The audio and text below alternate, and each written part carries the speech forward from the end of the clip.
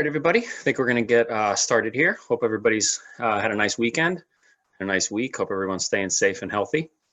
I wanted to kick off by saying up front again, I am back at the house again because of coronavirus complications. So again, apologies if you hear anything in the background. Kids are tough to keep busy for 24 hours a day.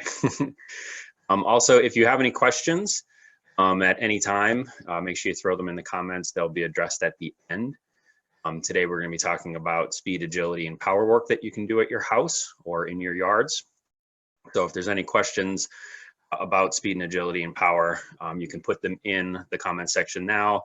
If they get answered during the session, obviously that's fine, or we can address something that you want to know about at the end again. All right, so let's get started.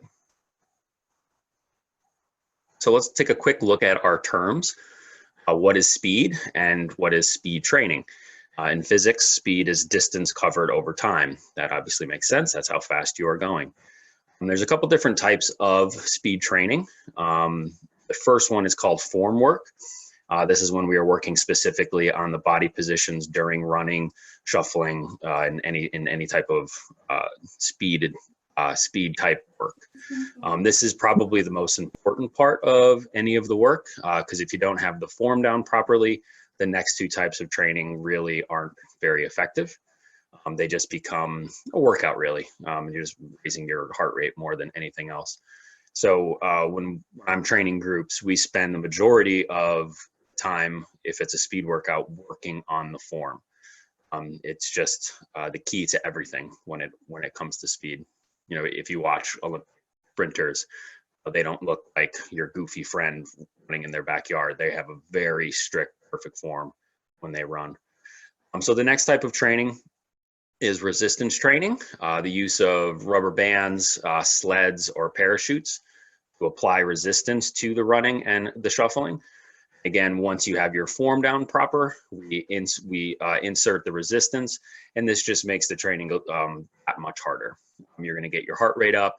It'll increase the stress on your muscles, which will help them become stronger. It basically becomes a type of resistance training in terms of like lifting weights. So when you're adding bands, you're pushing a sled, or you're using chutes. And then there's overspeed training. We don't use this a lot. I specifically don't use it with any kids. It's just not used very often. But basically what this would be is you would have in one type where you're using bands, you would have two runners attached to each other with a bungee cord. The first person would start running while the second person would stand still. Once that band hit a certain amount of tension, the second runner would start to run. So that band would actually pull them faster than they're actually able to run. The incidence of kids falling flat on their face when doing drills like this is pretty high, which is why I tend to stay away from it. And the idea behind it is basically you're calibrating your muscles to move that quickly. And the idea, you know, the thought behind it is eventually the muscles will catch up to that. I personally don't think it's very useful. And then the other way they do it is with a treadmill. You're actually harnessed in to like a pulley system above you, and the treadmill goes up to 25, 30 miles an hour, which most people can't run. And you're just trying to stay on that treadmill. As soon as you lose it, you're caught by the harness and you're lifted up. Again, I don't really subscribe to it being a very effective way of training. All right, so agility and agility training. Agility is the ability to change direction quickly and efficiently while under control.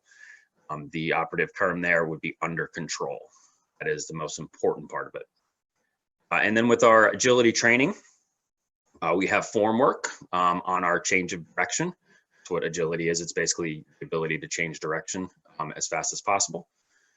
And we have lateral to lateral work. We have forward to backwards, backward to forwards, lateral to backwards, and on and on. So basically any type of change of direction that could possibly happen, we have form work that we do specifically for that change of direction. And then within change of direction drills, there's a few different subsets. So we could do them with resistance bands. Anyone who's ever trained with me, this is something we do a lot. You'll be like anchored to a wall, doing lateral shuffles, working on that change of direction from lateral to lateral, or with crossover steps, or the amount of variations that you can come up with. And there are specific drill patterns. So that would be like a 5-10-5, where there's a specific pattern you're going to run on the cones, and you just repeat that over and over again. And then you have reactive pattern drills, which is basically reacting to verbal commands, visual commands, combination of both. So one of the ones I like to use is I'll set out red, yellow, and green cones, couple different layers of them as it gets more advanced, and I'll just call out a color combination. And then the athlete from the start position has to run to the particular cones that were called. It's a good way, once you have your form work down, work on a more sport-specific type of drill, because obviously in any sport you're reacting to what your opponent is doing if you're playing a team or a head-to-head sport. All right, so what is power and what is power training? Power is rate of work over time. I generally translate that for kids as speed over time. So when we're doing power work, I always try to bring it back to this, because all physical activity is physics, so it's good to understand the basics of it. And then within power training, we have a couple different types. There's more than this, but for our purposes, we're going to keep it here. We have basic plyometric training, which is using body weight jumping to produce quick reactive muscle response. All of power training is basically we're trying to create a reactive response or a reflex. So if you think about when you go to the doctor, he brings out that little hammer and hits just below your knee. Your leg kicks out.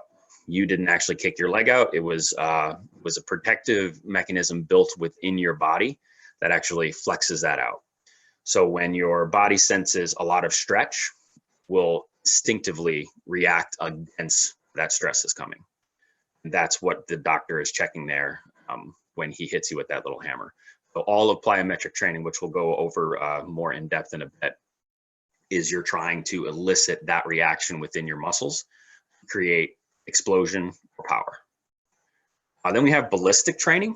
Ballistic training is when you're throwing or jumping with weights, kettlebells, medicine balls, things like that. If you've ever done a kettlebell class or work with kettlebells, or the kettlebell swing, that's your kind of classic ballistic type of training, where you're attempting to elicit that stretch in the hamstrings to have that explosion coming forward. We're not going to deal with that in terms of the in-home stuff, because the incidence of injury is a little bit higher, and I like it for people doing stuff on their own.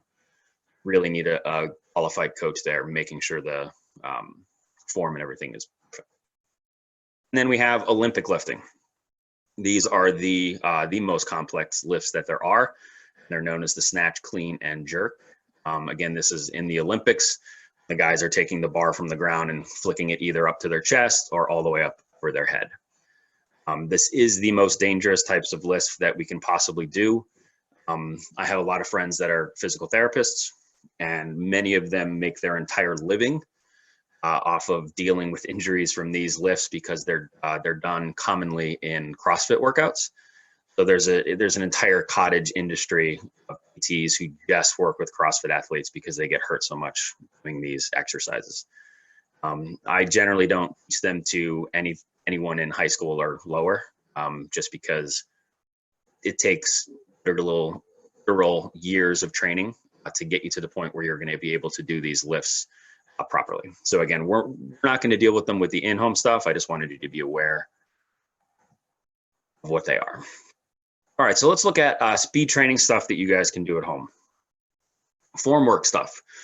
Upper body motion in isolation. So basically this is seated running. There's going to be a series of videos that I'm going to show after this to demonstrate exactly what these are. But we like to isolate things before we bring a motion together. So obviously running is the most complex thing that the body can do. And we want to isolate each of the individual sections of that. So we start off with a seated running, which is just working on the form of where our arms or our hands and basically how that motion looks when we're actually running. We have lower body motion in isolation. We have in-place running or high knee running, where we're just working on the knees coming up, our toes coming up. We have wall running, which is the same thing as in-place running. We're just at an angle. The body is angled into the wall. Again, there'll be video of this. And then we have sled pushing, which is everyone's favorite. I saw Ryan's here again. I know he loves the sled push.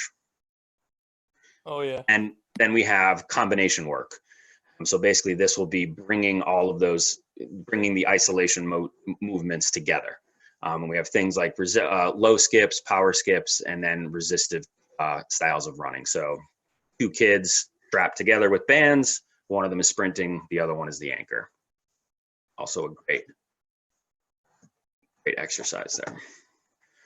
All right, so initially I had planned to be able to get to the club in Morristown today and film myself doing a bunch of these things because like anything with coaching, I have a very particular style of what I like to see and how it should be done. And unfortunately, I could not get there today. So I had to dip in and do some YouTube searches. So some of these I'm gonna alter some things. For the most part, broad strokes, this is what it's gonna look like. And if we get some ads here, I apologize. Seated running, we're looking for, I'm gonna pause this real quick. All right, can't I pause it? There we go. Back a little. Okay. This is a pretty good stop right here. We're looking for just about 90-degree angle on the arm and should be up here near her midsection. We really don't want the hand to come beyond the line of the body. And all of the motion is going to be coming from the shoulder. So as we do this, she's running. We see it from the front. We're looking at the front. What we're trying to see here is we don't want to see this arm coming across her midline. And all that is basically if my arm is swinging in this direction, my body's going in that direction. I want all of the force to be going forward as we do this drill. This is in slow motion. See, your hands are coming back just a little much, but all of the motion comes from the shoulder. And we keep those arms in that nice 90-degree angle for the entire drill. Obviously, you're going to bounce up and down a little bit, but do it on a tree surface. All right. Now, for in-place running, I couldn't find a video that I absolutely loved on this one. This is about as close as we're going to get it, and I'll explain some of the things that I would change.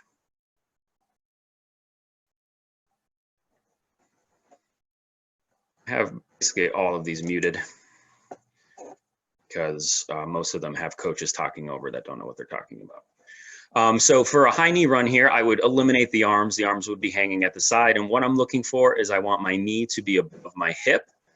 And actually here, this is the exact wrong position. We want the toe to be above the heel. In the next video, when we do the wall runs, this is a much better position. Basically, I would do this if you're in home training. I would do this next to a mirror so you're able to look over and making sure we're getting that knee up above the hip and getting those toes up. Obviously, this is a bit of a conditioning exercise because you're going to get your heart rate up. That's the gist of that there. And then I would add these together, the arm motion and the in-place running, and then do exactly the drill that that man was just doing, which is bringing them together and doing a full in-place run. Now we have our wall runs. I'll be full of tabs up here by the end of this.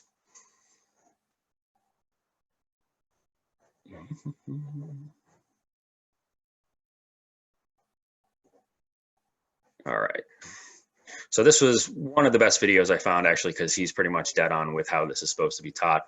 We want to be at about a 45-degree angle. Our arms are nice and straight.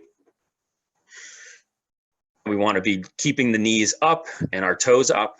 He's doing a 1 to 2 pause cadence, which basically means he's going to be doing 2-3 reps and then pausing. And I just want to highlight a couple things on this drill. So right there, ooh, I missed it. Right there, See the knee is up above the hip on that 45-degree angle. His toe is up above his heel. We have a nice straight line down his back. His back leg is nice and straight all the way down. I want to see any flexion in this knee. As I do this, we want to get a full extension. 1, 2, 3. Holding that, pause, hold, pause.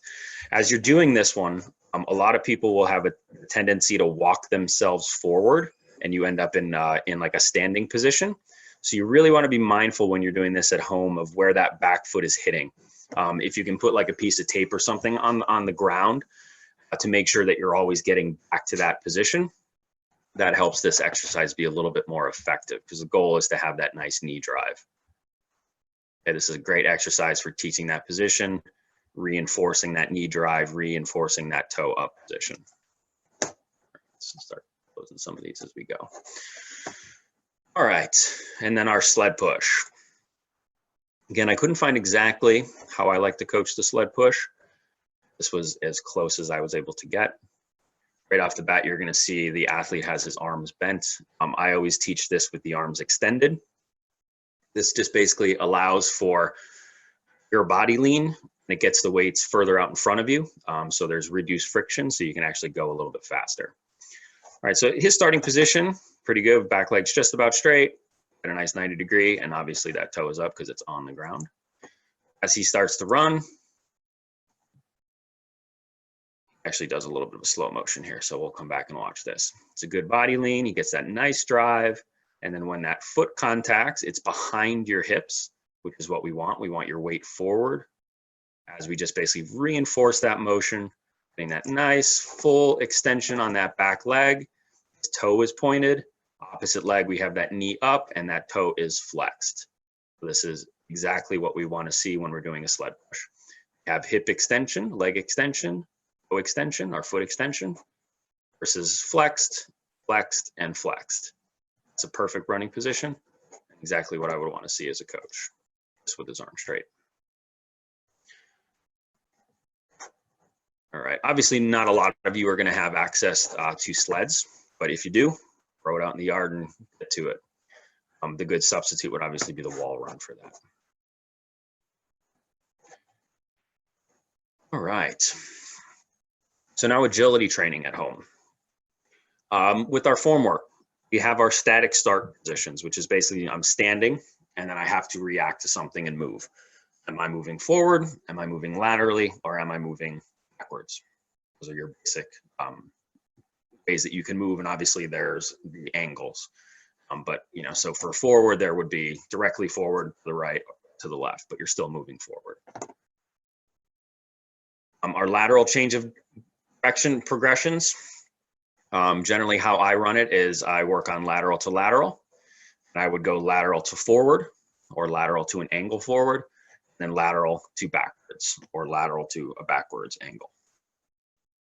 And then for forward, start with a forward stop. So we're basically sprinting forward and then learning how to stop. Then we have forward to a lateral change. Think about this if you're playing soccer or lacrosse or something like that, or running towards an opponent, you need to react to their body position, and I need to duke them into going right. I want them to go left. So that would be that footwork to make that happen. And then obviously forward to backwards, which would be basically going from forward all the way back up to our backward start, because you need to fully stop in order to go backwards. We have our backward change of direction progressions. Have backward to a stop, so learning how to keep your body forward when you're backpedaling, and then slowly break down your steps so you stop safely. Backward to the lateral angles, and then backward to forward transition. Backward to forward transition, specifically for like baseball outfielders, for football players who play defensive back, a little bit in tennis, but those are the only athletes where I would do a ton of backward to forward transition stuff. Lacrosse, a little bit of soccer. I don't tend to spend a ton of time on backwards running, just because the incidence, again, of people getting injured is pretty high. But I do like to teach the basics of just the proper positioning when we're doing backwards running, because it is very common for kids to trip on their own heels and fall backwards. These are basically all of the form work, and then I'll run you through some drills here next. So these are some 7 drills that you can do on your own. And I'm just looking now, I just realized I forgot to form the T drill. So I'll walk you through that one. So basically, any space that you can use in your yard, if you have fields near your house, anything open, if you have a large basement, you could get most of these drills in. I mean, this is just a good combination of all of the different change of direction patterns we would go through in any given workout. So our static start drills, and this is basically all centers around false steps. And I'll show you a video of myself in my driveway working on these. The false step is most important part of agility work and change of direction work. So we spend a ton of time in our classes working on all the different types of false steps. Then with some cones, we start off with the Z drill. This is basically our lateral to lateral footwork change. We have something called the W, which is a forward to backward footwork pattern. Then we go into more specific athletic drills, which would be a 5-10-5 or the pro agility.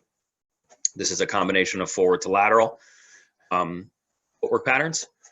We have something called the box drill, which is a combination of all of these different changes.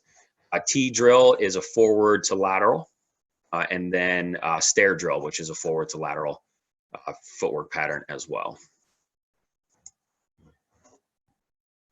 All right, so this is me in my driveway. One of the problems is I do not have my car. I'm in a loaner, so all of my equipment, along with the keys to the Morristown Club, are in there. So I didn't have any of my cones, so I used my outdoor lighting that I have yet to install here.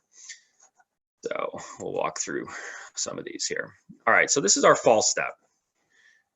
This is a forward false step that I'm going to do here, but basically what this does is we want to start learning how to move forward, backward, laterally quickly without changing our upper body position, right? So tendency with athletes is whenever we're going to go to make a body change or a position change, is we like to lead with the top of our body. I like to teach as much as I can to start with the lower body. So from here, I'm going to split, step, and drive forward. And I'm basically using that bounce on those calves as the left foot, drive forward.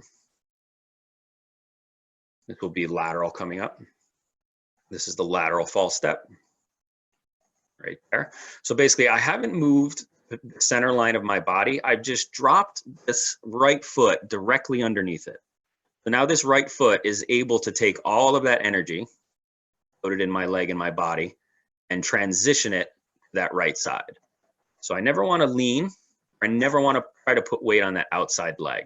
If I were to, from that static starting position, load up my left leg, start going to my right. In order to do that, I would need to bend this leg, which means my body's dropping down and out to that side, the left side, which is the exact opposite of where I want to go. So I'd rather we have it look like this, drop and out, okay? Ooh, what did I do? Skipped right over it. Go back to the beginning. I'll just watch this real fast. Nice little false steps, driving on that calf. Same thing with our left. Quick push, bounce and go. Now the lateral.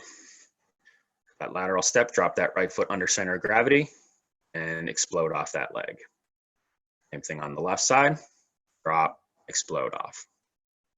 This is our backwards. Basically, again, all I'm doing is keeping my body weight in the center. I'm not reacting to something up top, I'm reacting down low. So that right foot, this will be a right foot false step on a backward. It's basically going to drop forward. I should be more up on my toes here. That's bad form by me. Drop and then push off. If you've ever watched an NFL game, you watch a defensive back, you'll see this 1,000 times. Drop and push into that. All right, so this is our first cone drill. Imagine these lighting posts are cones. And this is the Z drill. So this is a lateral to lateral change. And I'm working on, oh my goodness, I did it again. Let's see if I can get there. Apologies. Walk the backward again real fast.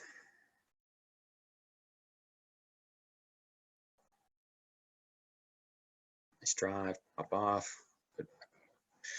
This is that lateral change, looking for that position right there, that false step. See it as we run through. Okay. This is the change right here. Okay, so this would be the false step coming in. My right foot's going to drop underneath the center of gravity. And then I push off that leg as we go. All right, so this is the Z drill. This is the forward to backwards. What I'm going to be doing is I'm going to be running and pausing just to accent what I want to see. And what we have up front when I'm coming forward is going to be a false step on my right leg. I'm traveling to my left, so I want all of the force to be coming off the opposite side of that, which would be my right leg. So as I go, going to be false step forward and then false step back, false step, false step. Going back in the other direction, it's the left foot now, false step drive, false step break, false step drive. All right, so with that drill, we're working on making sure I'm driving off that proper foot, getting that nice little pop. I drop my foot back and getting a nice solid break when I have that foot forward. For both of those drills, I would have 10 cones, probably about 1 yard apart, or about 3 small steps. And then that way you can work for a decent amount of time. So now this is the pro agility coming up. There is another cone just off of screen over here. My production assistant was a little bit off with their camera work. So as I'm doing this, I'm going to start with a false step because I'm going to be running to my right and all the way back to my left and then all the way across center. So I'm going to false step on my right leg. My foot should be just about in line with that lantern as I go into my sprint. This is not 5 yards. My driveway is not 15 yards long, unfortunately. Just that false step right there and go. Sprint, touching right, out, touching left, sprint back to the finish. If you've ever been in any of my classes, this is a drill we do a ton. Very applicable to most sports. All right, so this one is the box. Obviously, these are laid out in a square. It would be about 5 yards apart. This is a little bit short of that. And as I run forward here, I'm going to go off screen a little bit, and I'm going to be braking on my left foot. Okay, again, I need to go backwards to my right, so I want to be using that opposite leg as the force producer. So there'll be a breakdown on my left forward. I'm into a shuffle, and now I'm going to false step right. Okay, I'm coming in this position. Force is traveling this way, so I want to use that outside leg. It's a nice little false step. I'm going to sprint forward. Now I'm braking on my right, again, the opposite side, then through, false step, and go. All right, this is called the stair drill. Stair drill I would generally do, like if I were on a football field, I would set this up across the entire like 50 yards. This is obviously much shorter than this, but each of these cones is about 3 yards apart. So I'm going to be coming forward to a lateral shuffle, then into a forward again. All right, so I would just basically start in the like back corner of one end zone and just build a step that would take me all the way to the 50-yard line. And this becomes a nice big change of direction, braking, accelerating drill. I'm going to be braking on my left. I'm a little off screen again. I apologize. And I'm going to false step right and sprint forward. And then it would be brake again left. Opposite direction, I'm braking left, shuffling. Now there'll be a false step left and then sprint forward. All right. Now, again, I apologize. I forgot to film the T-drill. T-drill would basically, I'll just draw it out here with my little thing. I would have a cone back here as my start. There'd be a cone in the center. 5 yards off, there would be a cone here. 5 yards from this center, there'd be a cone there. Sprint and brake, and then we're going to side shuffle all the way over here, side shuffle all the way back, side shuffle to center, and then we back pedal. If you Google any of these drills, except for the Z and the W, these will come up because they're very, very common drills. And this is stuff, again, if you have a very large basement, if you have a decent sized backyard, field anywhere, set out some cones, spend 20, 30 minutes running through these drills. It's a great little agility workout. All right, so moving on to the last section, power training at home. Like I said, we're not going to deal with the ballistic or any of the Olympic lifts stuff at home. You really need to be with a trained professional watching you very closely to do any of those things. So we're just going to run through some biometrics that you're going to be able to do with very little equipment, and for the most part, none. All right, so we have low skipping. Low skipping we use a lot during speed training as well, but it is a good little plyometric to get us bouncing off of our calves and using our opposite leg, as you'll see in the video that I'm going to show. Then we have box jumps. Box jumps, as long as you're doing them properly, are very safe. You just need to make sure you're not trying to jump higher than you feel comfortable with. What I tell the kids when we're in training groups is basically, if you're not fully confident in the height that you're about to jump, not do it. Because we have had kids try to jump higher than they felt comfortable with, and you end up with some skinned shins. And with the box jumps, you can do it with bi or unilateral 1 or 2 legs. And then we have box drops, same thing, 1 or 2 legs. Then you can do a box drop to a jump, which is basically you would step off of a box and then jump up onto another box. Again, I was going to film these, but I was unable to, and I couldn't find a really good video for this one, so I didn't even pull it in. But basically, it would be the box drop, box jump, combine those 2 motions. That's basically the drop to jump. We have hurdles, again, with 1 leg or 2. We can do these in bunny hops or more powerful jumps with bi or single leg as well. And lateral jumps or skater jumps, as a lot of kids know them as. All right, so let's watch our low skip.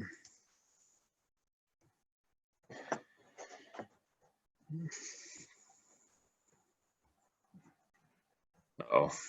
What do I got going here? Skip this ad. All right, there we go. All right, this guy talks a lot. Sure, down near the end here.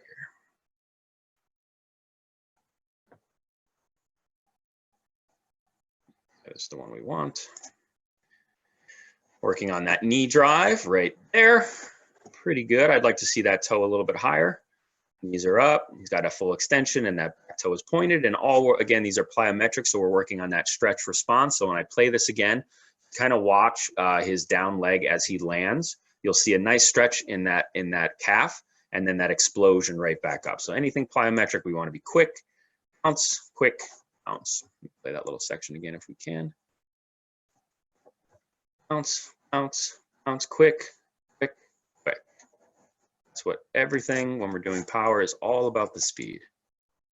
Always about the speed. All right, box jumps. Again, I couldn't find the perfect box jump, or what I deem a perfect box jump, anywhere. These guys are as close,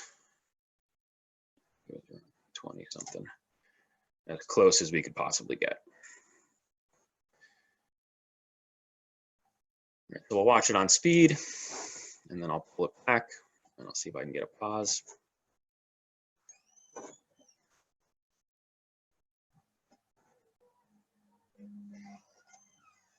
All right, see if I can get a pause here. Not bad. All right, so the goal of box jump is basically from this position, I'd like to see his knees more directly over his heels and his back a little more. Again, anyone who's trained with me knows what that position is. That's our basic hip hinge. And the idea behind the hip hinge is as soon as we flex these knees, basically we lose any of the stretch on our hamstrings. So he's going to do this jump fine, but he's basically using it through leg strength. And that's not what we want to do when we're doing power motions. I want to induce that stretch reflex. So I want his knees over his heels. I want his butt back more. It will instantly stretch our back hamstrings. If anyone is standing up at home and you do that hip hinge, you should feel that stretch in the hamstring. You do it quickly, the hamstring senses that stretch and reacts by pulling back, so immediately contracting.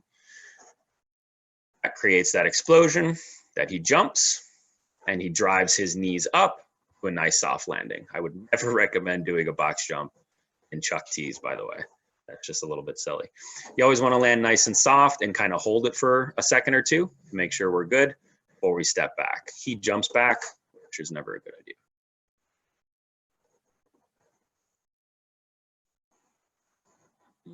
Single leg box jump. Sort of low step or anything you have at your house would work perfectly for this. The main goal on this one, and he does a pretty good job, that's perfect right there. So you'll see on the single leg stuff, you'll see a recurring theme of that opposite leg, like when we're doing the low skips, driving that knee up. I'd love to see that toe up a little bit higher. Basically, he gets that hinge, and then that opposite knee drive is actually where the power comes from on a single leg. So driving this knee up is what generates that force up. We get a full extension. He's pointing his toe, and we get a nice soft landing. And that's basically that single leg jump. Box drop.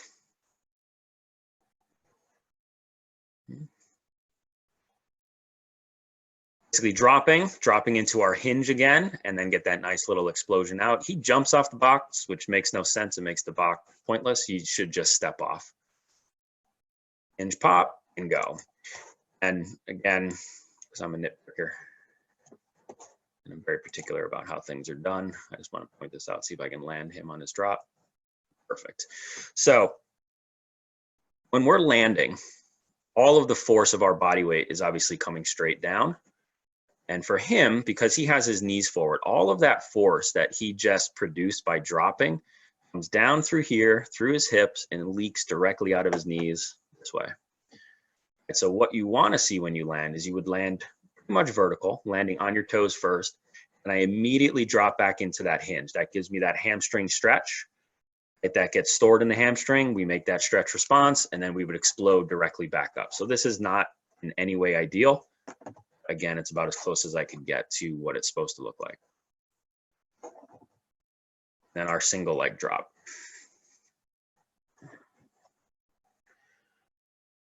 He's going to do this to a static hold, which is one way of doing it. Looking for that nice position, back knee is back, soft landing. You can also do this in reactive, which is what we saw in the last one. So he would basically land. As soon as he landed, he had a pretty good landing position. If I can get it. I'd like to see this leg back a little bit more. But again, we're dealing with what we can on YouTube.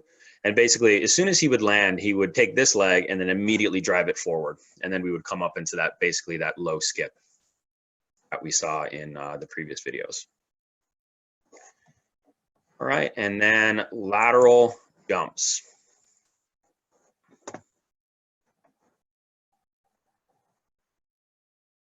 He's got 13 different versions of a skater jump. So this one, obviously, he's putting his foot down. That's not the one we really want. This is the one I'm looking at more. What's going on? Come on, YouTube. There we go. Perfect. All right, so he's doing what he calls his big skater jumps. From this position, I'd like to see this leg in the back a little bit more. He does a pretty good job of loading and exploding. Land, explode. He's landing a little bit too softly and not quick enough. But basically, to this one. This is pretty good. So land, explode, land, explode. Let's do that one a little bit. This one, land, explode, land, explode, land, explode. Balanced on our landings. We don't want to be falling over. Using that back leg and a little bit of the hinge position here to create that stretch response for that explosion out to the side. You can add these in with like your single leg drops. You drop to a single leg, add in that lateral hop. That's a really fun variation on that one. All right, so those are your in-home lower body power stuff. I think because I wasn't able to get exactly what I wanted to see, I think I might do a part 2 on this one. I'm able to get to the club and do a little bit of video and get exactly what I want to show you guys. All right, so that pretty much wraps us up for today. So let me jump in the chat here. If you guys have any questions, let me know. A lot of information, I know.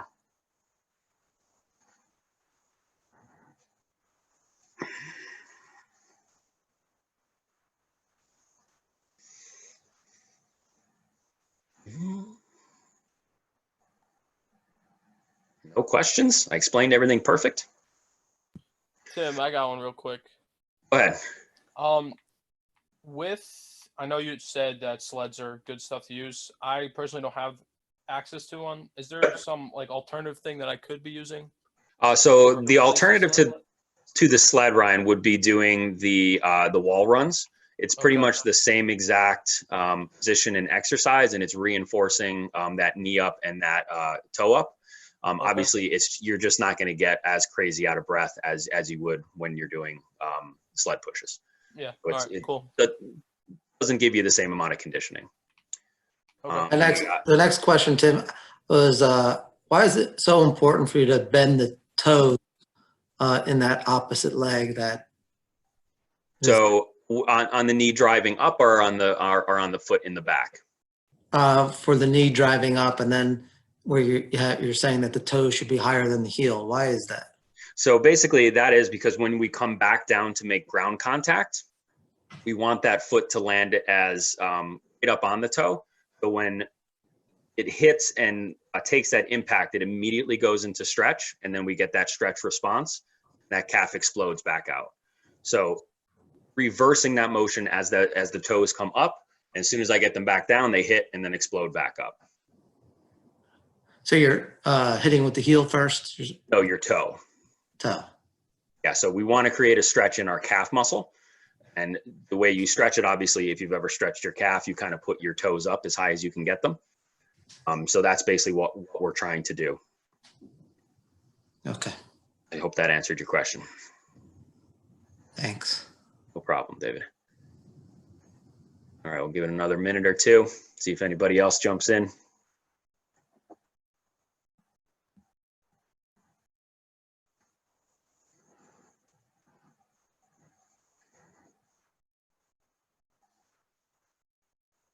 All right, looks like we're good. All right, everybody, have a great week. I'll see you back here next week. I think we're going to do some talks on supplementation and nutritional stuff next week. So have a great week. Stay safe and enjoy. Thank you. Thank you.